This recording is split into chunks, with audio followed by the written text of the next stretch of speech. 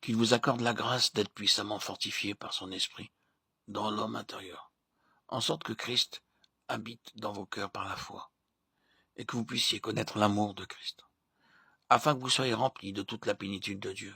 Éphésiens 3, 16, 18. Ces versets résument l'œuvre poursuivie par le Saint-Esprit dans le cœur. L'apôtre prie afin que les Éphésiens soient puissamment fortifiés par l'Esprit, pour que Christ habite dans leur cœur par la foi.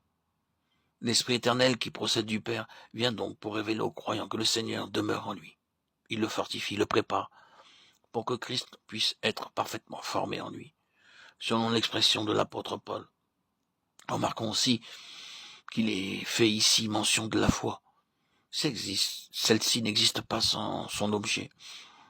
La foi, c'est croire en la parole de Dieu, croire que derrière sa parole, il y a Dieu et sa toute-puissance.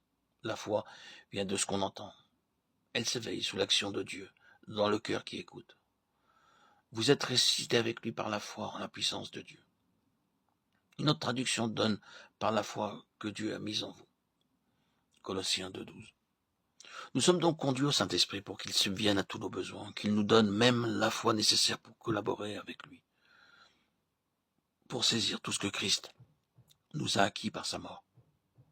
Le Seigneur Jésus taxe l'incrédulité de péché. Les hommes, eux, la considèrent comme une infirmité, sous le poids de laquelle ils gémissent volontiers. Mais nous devons la combattre comme un péché, la confesser à Dieu comme un péché, la rejeter comme un péché, et recourir à Christ pour en être délivrés, comme nous le faisons pour tout autre péché.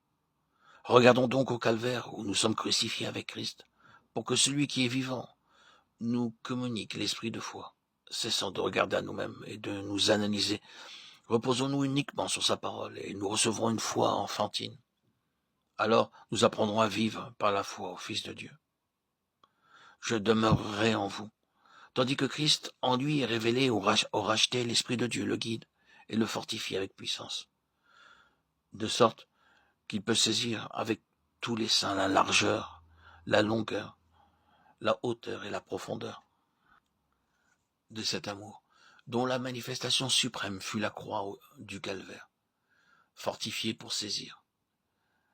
Les forces humaines ne sauraient suffire ici, puisque c'est seulement par la communion aux souffrances de Christ que nous sommes initiés aux profondeurs de l'insondable amour.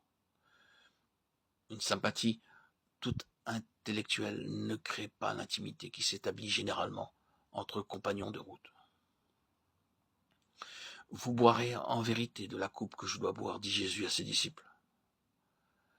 Mais être rendu fort pour saisir un peu de cet amour qui conduisit le Christ au calvaire n'est pas tout.